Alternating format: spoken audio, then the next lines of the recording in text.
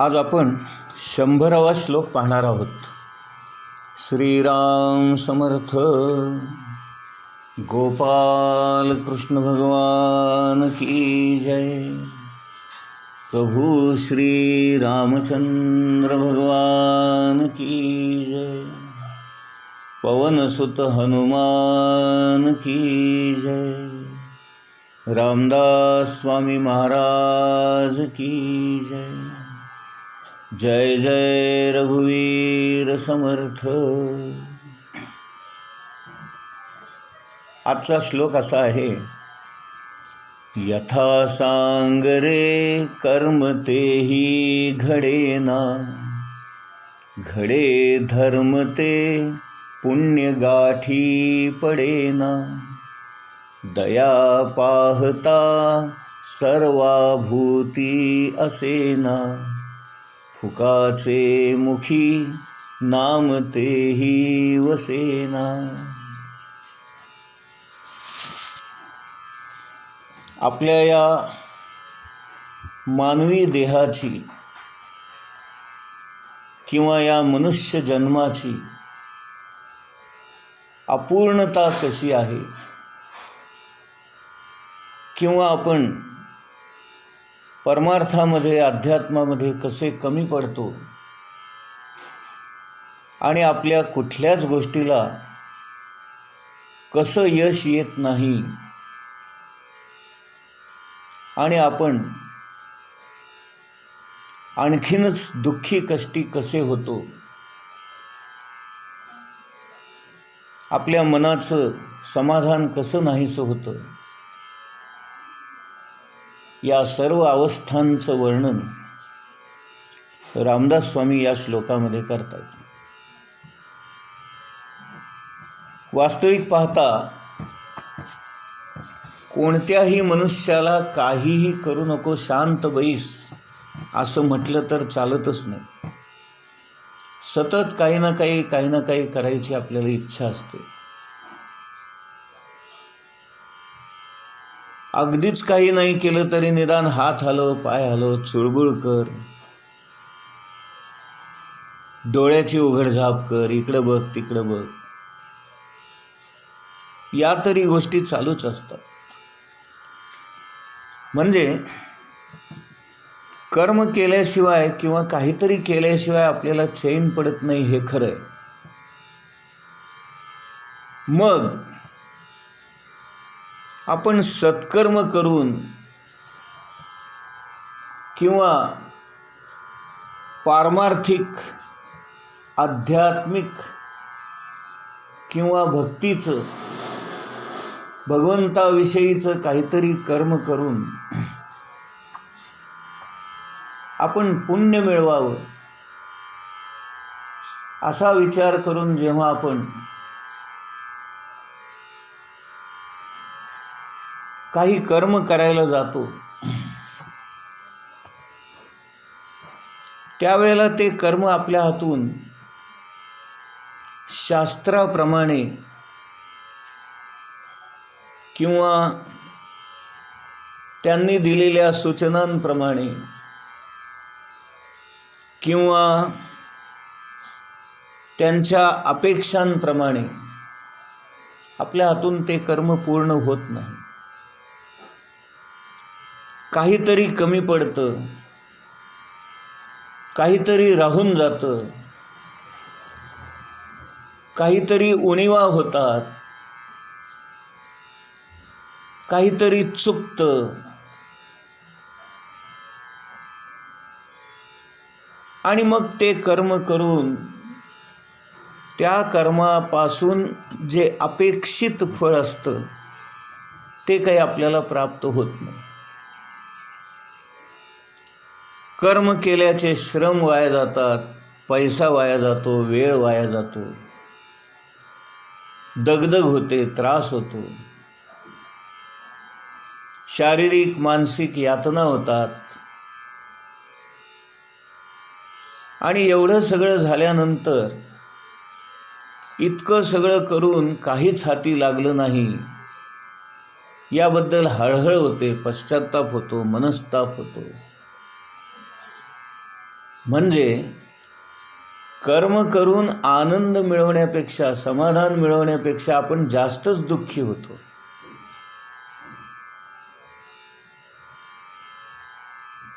आता याच्यामध्ये एक महत्त्वाची गोष्ट आपण विसरून जातो.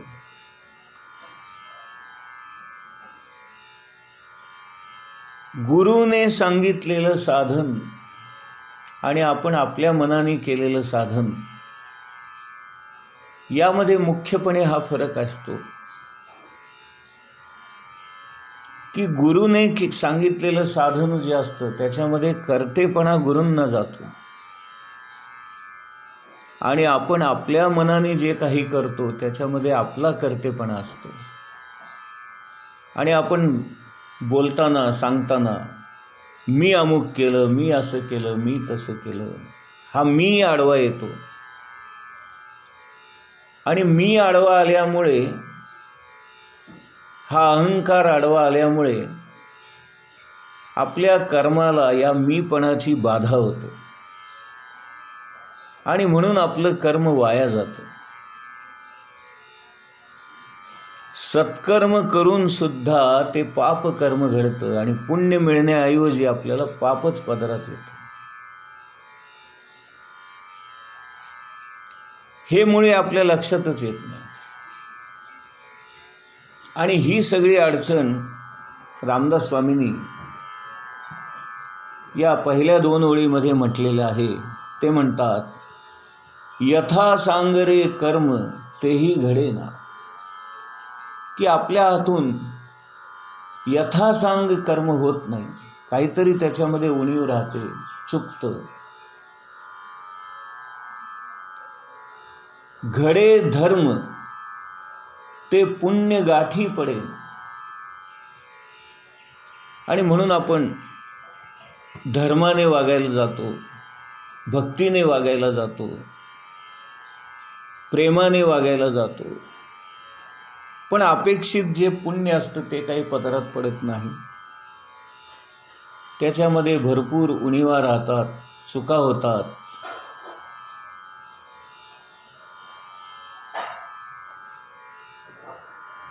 मग इथे रामदास स्वामी म्हणतात, आपण नियमानुसार कर्म करत नाही. शास्त्रामध्ये जे काही कर्म करण्याचे मार्ग सांगितले त्याप्रमाणे आपण कर्म करत नाही. काहीतरी कमी होतं, काहीतरी जास्त होतं, नको ते करतो. आणि काही वेळेला अपेक्षित असतं ते आपण करत नाही. असे दोनही दोष त्याच्यामध्ये आपल्याला घडतात. दुसरी महत्त्वाची गोष्ट की आपला अहंकार, आपला मीपणा हा नेहमी आडवा येतो. आणि म्हणून 3ऱ्या ओळीमध्ये समर्थ म्हणतात,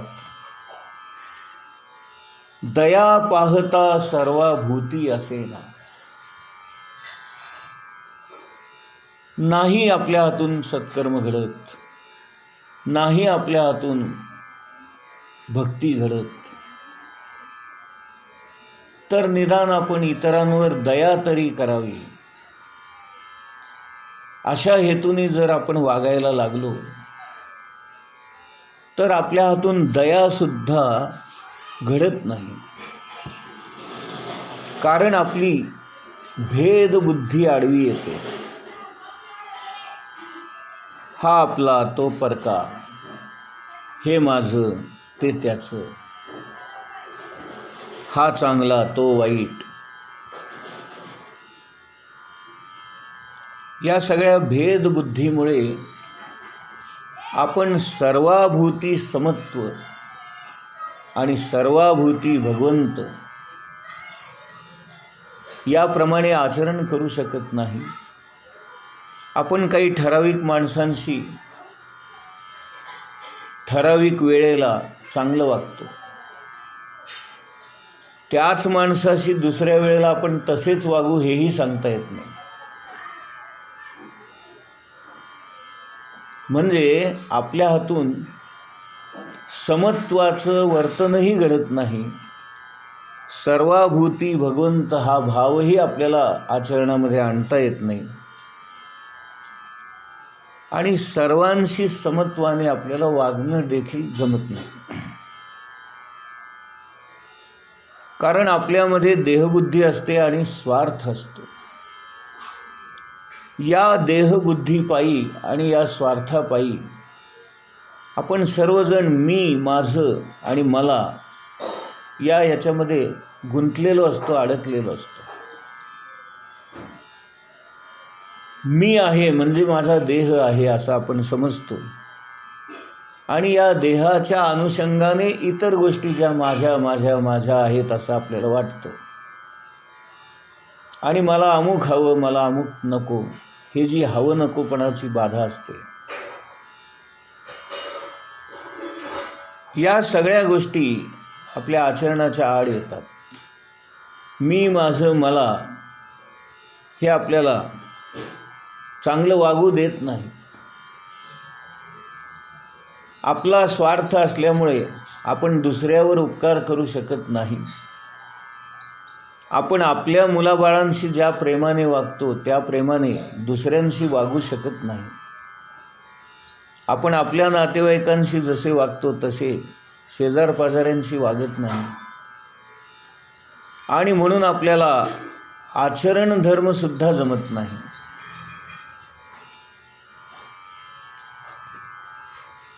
मग शेवटी रामदास स्वामी म्हणतायत, ना तुझ्याच्याने कर्म होईना, ना तुला धर्माचं पालन घडेना, ना तुझ्या हातून समत्वाचं आचरण घडेल.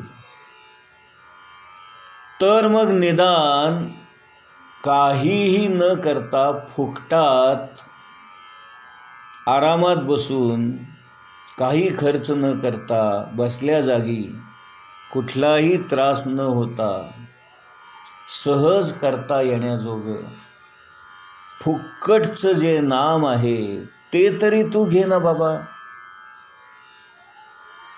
बाकी साऱ्या भानगडी तुला जमत नाही आहेत ना, सोडून दे. मग निदान बसल्या जागी शांतपणे तू नामस्मरण तरी कर. आणि खरं सांगू का, आपल्याला तेही जमत नाही.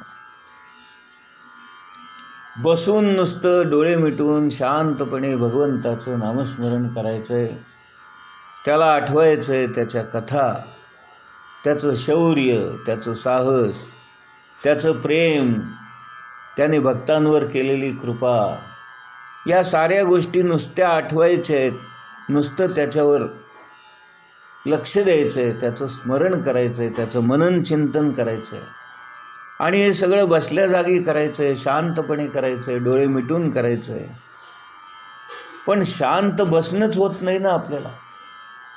डोळे मिटले तरी किती वेळ मिटतो? 1-2 मिनटं मिटले की आपल्याला काहीतरी आवाज येतात, काहीतरी समजतं, काहीतरी वाजतं, कुठला तरी वास येतो आणि मग आपल्याला ते बघावंसं वाटतं. मग आपण डोळे उघडतो.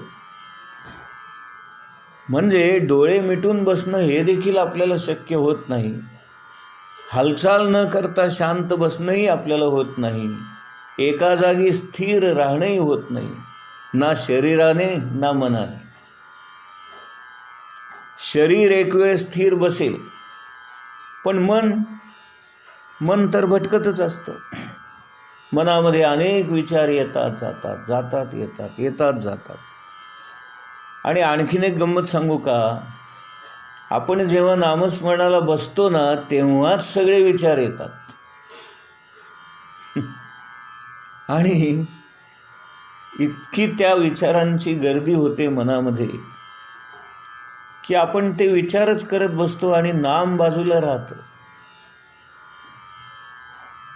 आणि आपण त्या विचारातून वाहवत वाहवत वाहवत कुठं लांब जाऊन पोहोचतो आपल्याला देखील पत्ता लागत नाही.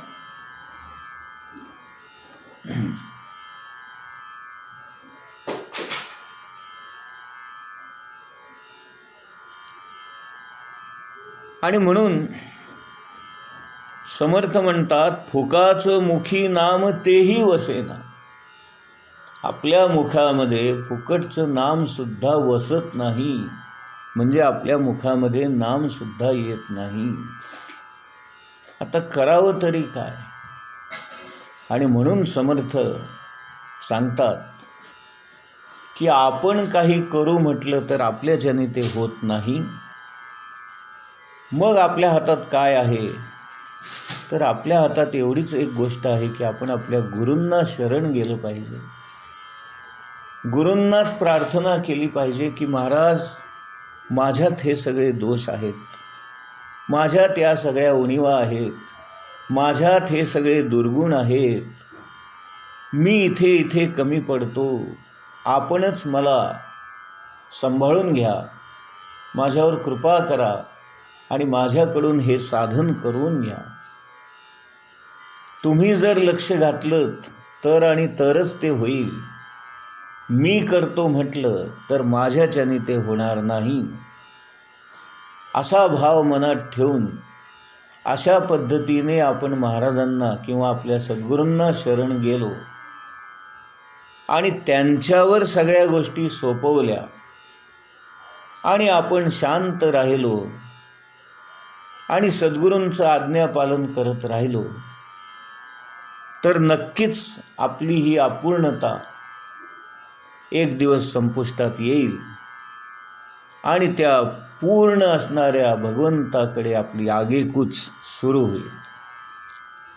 जय जय रघुवीर समर्थ.